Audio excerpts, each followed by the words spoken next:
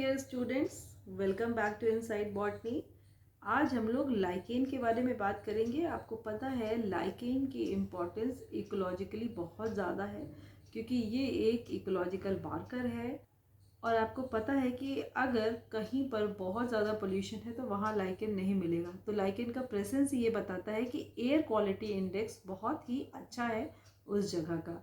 तभी हमें अक्सर पहाड़ी जगह पर ये लाइकेन्स देखने को मिलते हैं क्योंकि वहाँ पर पोल्यूशन का लेवल थोड़ा कम हो जाता है in comparison to plain regions. लेकिन अगर आपके यहाँ पर लाइकेन मिल रहे हैं तो मतलब आपके यहाँ अभी भी एयर क्वालिटी रहने लायक है।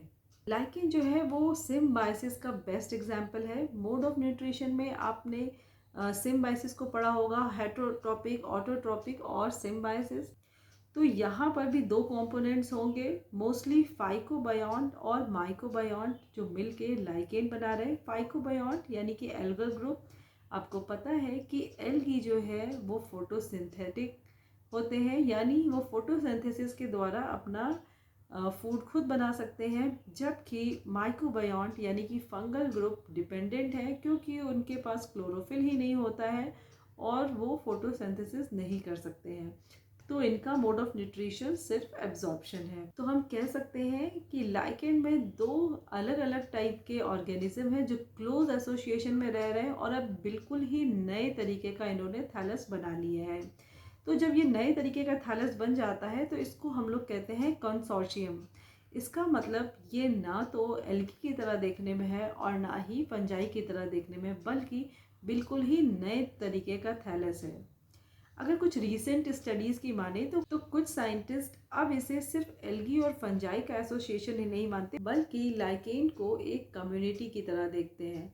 एक कम्युनिटी जिसमें एल्गी, फंजाई के साथ साथ बैक्टीरिया भी प्रेजेंट है। खैर, आपकी बुक में अभी सिर्फ एल्गी और फंजाई ही दिया होगा, तो आप उस पर फोकस करिए। लाइकेन की प्लांट बॉडी की बात करें तो थैलॉइड है, जैसा हम लोग ने पहले ही बात कर ली। तो इसके थैलस को हम लोग मोस्टली तीन तरीके के स्ट्रक्चर में डिवाइड कर सकते हैं, like crustose lichen, folios lichen and फ्रूटिकोज lichen. कुछ बुक्स में आपको स्क्वामुलोज लाइकेन भी मिल जाएगा। तो क्रस्टोज लाइकेन बिल्कुल थिन फ्लैट स्ट्रक्चर होता है।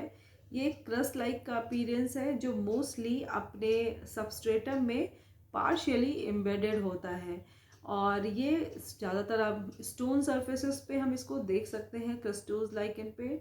यहाँ पर छोटी छोटी फ्रूटिंग बॉडी भी आपको देखने को मिल सकती है जो कि एपोथीशिया के फॉर्म में होती है। एग्जाम्पल्स के लिए हम लोग लेकानोरा और राइजोकार्पन देख सकते हैं जो दोनों ही स्टोन्स पे अपनी कॉलोनी बनाते हैं। नेक्स्ट है फोलियोज लाइकेन। ये लार्ज, फ्लैट और लीफी लोब्ड थैलस्ड है, यानी यहाँ पर हमें लीफ लाइक स्ट्रक्चर देखने को मिलता है। और यहाँ पर राइजीनी जो कि राइजॉइड लाइक स्ट्रक्चर है, लेकिन ये ट्री ट्रंक से अटैच होने का काम करती है, यानी ये सबस्ट्रेटम से थैलस को अटैच करने का काम करती है। एग्जाम्पल के लिए हम लोग पार्मेलिया और जेंथूरिया को देख सकते हैं जो हमें ईजिली ट्री ट्रंक्स पे देखने को मिल जाती हैं। फ्रूटिकोज लाइकेन की बात करें तो ये बहुत ज़्यादा श्रबी लाइकेन्स होते हैं और वेल ब्रांच्ड तो हैं ही, साथ में ये सिलेंड्रिकल इन शेप होते हैं। मोस्टली सिलेंड्रिकल इन शेप हमें देखने को मिलता है। ये भी अपने सबस्ट्रेटम से अटैच होते हैं, लेकिन यहाँ पर राइजीनी की जगह एक म्यूसिलिजिनस डिस्क प्रेजेंट होती है जिसकी हेल्प से ये उस पर अटैच होते हैं। तो हमें ये भी ट्री ट्रंक पे हैंगिंग करते हुए दिखाई दे सकते हैं, जैसे असनिया है जो कि हैंगिंग है और क्लेडोनिया है जो कि इरेक्ट फ्रूटिकोज लाइकेन है। स्क्वामुलोज लाइकेन की बात करें तो इसे कई जगह फोर्थ टाइप का लाइकेन भी इंट्रोड्यूस किया गया है। हालांकि ज़्यादातर साइंटिस्ट ये बिलीव करते हैं कि ये स्पेशल टाइप का क्रस्टोज लाइकेन ही है जिसमें स्मॉल लीफी थैलस अराइज हो रहा है और वो सरफेस से लूजली अटैच है, यानी कि बहुत ज़्यादा पार्शियली इसमें एम्बेडेड नहीं है बल्कि लूजली अटैच है। अगर हम लाइकेन के एनाटॉमी की बात करें तो हमें यहाँ पर दो तरह के थैलस देखने को मिल सकते हैं, हेट्रोमेरस लाइकेन और होमोमेरस लाइकेन। तो हेट्रोमेरस लाइकेन में फंगल सेल डोमिनेंट होती हैं और algal cell lesser in number है, जबकि होमोमेरस लाइकेन में एल्गल सेल और फंगल सेल का जो डिस्ट्रीब्यूशन है वो throughout the thallus even है, तभी इसको हम लोग होमोवर्ड से दिखा रहे हैं। तो हेट्रोमेरस में आप पार्मेलिया को देख सकते हैं, जबकि होमोमेरस लाइकेन में कॉलीमा एक अच्छा एग्जाम्पल है। अगर हम यहाँ फंगल पार्टनर की बात करें तो ये फंजाई मोस्टली एस्कोमाइसिटीज के होते हैं, समटाइम बेसिडियोमाइसिटीज के फंगस भी प्रेजेंट होते हैं। जबकि एल्गल कंपोनेंट्स की अगर हम बात करें तो ये साइनोफाइसी और क्लोरोफाइसी के ही मेंबर्स होते हैं। लाइकेन में रिप्रोडक्शन जो है वो फ्रेगमेंटेशन, सोरीडियम, सिफेलोडियम और एसीडियम की वजह से हो सकता है। ये सभी एक तरह की आउटग्रोथ है जो एसेक्सुअल रिप्रोडक्शन में हेल्प करती है। जबकि सेक्सुअल रिप्रोडक्शन की अगर हम बात करें तो ये फंगल टाइप का है, जैसा एस्कोमाइसिटीज में हमें देखने को मिलता है, यानी कि एस्कोस्पोर्स का बनना, और सेम वैसे ही प्रोसेस से यहाँ पर सेक्सुअल रिप्रोडक्शन हो रहा है, यानी कि एक ट्राइकोगाइन बनेगा। जैसा कि हम लोग ने फंजाई में ऑलरेडी पढ़ा हुआ है सेक्सुअल रिप्रोडक्शन। अगर आपने नहीं पढ़ा है तो फंजाई का रिप्रोडक्शन वाला लेक्चर एक बार ज़रूर देख लीजिए। तो यहाँ पर कार्पोगोनिया का फॉर्मेशन होता है जो कि एक फ्रूटिंग बॉडी है। इसमें आपको पता है कि एस्कोगोनियम बन रहा है, जिसमें रिसेप्टिव ऑर्गन ट्राइकोगाइन होता है जो कि स्पर्मेशिया को रिसीव करता है, और फिर दोनों के न्यूक्लियस आपस में फ्यूज करते हैं, तो plasmogamy and then karyogamy occurs, और फिर उसके बाद एस्कस के अंदर एस्कोस्पोर्स बनते हैं। 8 एस्कोस्पोर्स मोस्टली हमें देखने को मिल सकते हैं। तो लाइकेन की इम्पोर्टेंस बहुत ज़्यादा है।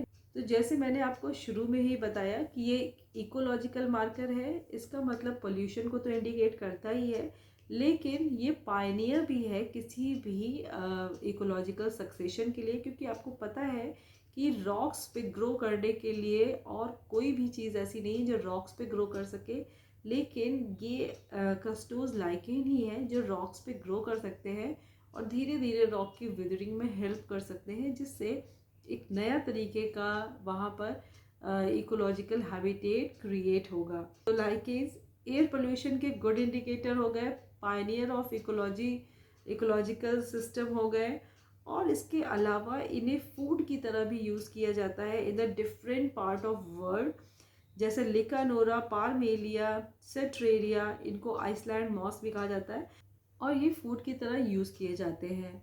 अम्ब्लिकेरिया स्पीसीज को तो सोल्जर्स यूज़ करते हैं एज अ फूड सप्लीमेंट, और अम्ब्लिकेरिया एस्कुलेंटम, जिसको रॉक मशरूम भी कहते हैं, इसको जापान की बहुत सारी डिशेस बनाने में यूज़ किया जाता है। पार्मेलिया तो हम सब जानते ही हैं कि इंडिया में करी पाउडर में यूज़ किया जाता है, एक मेजर इंग्रेडिएंट है करी पाउडर का। इसी तरह इवर्निया को इजिप्शियन ब्रेड में यूज़ किया जाता है, और भी बहुत सारे लाइकेन हैं जिनको फ्लेवरिंग एजेंट की तरह यूज़ किया जाता है। इसके अलावा ये फॉडर की तरह भी यूज़ होते हैं, जैसे लोबेरिया, रामालीना, क्लेडोनिया रेंजीफेरा, जिसे रेनियर मॉस भी कहा जाता है। कॉमन फूड है टुंड्रा रीजन के एनिमल के लिए, वहाँ पर आपको पता है वेजिटेशन कितना लो होता है, ऐसे में उन एनिमल्स के लिए ये बहुत अच्छे फॉडर की तरह सर्व होते हैं। मेडिसिन की बात करें तो पार्मेलिया परलाटा जो है ये डिस्पेप्सिया में यूज़ होता है, कि स्नेक बाइट और स्कॉर्पियन बाइट के ट्रीटमेंट में भी इसको यूज़ किया जाता है। क्लेडोनिया और सिट्रेरिया फीवर में, इंटरमिटेंट फीवर में यूज़ किया जाता है, जबकि असनिया को ब्लीडिंग रोकने के लिए यूज़ किया जाता है। बहुत तरीके की इंडस्ट्रियल पर्पसेस के लिए भी यूज़ होते हैं, जैसे मेकिंग ऑफ डाइज, ऑक्रोलिकिया से रेड पर्पल डाई, सिट्रेरिया से ऑर्किल ब्लू डाई बनाई जाती है, जिससे वुलन्स को स्टेन किया जाता है।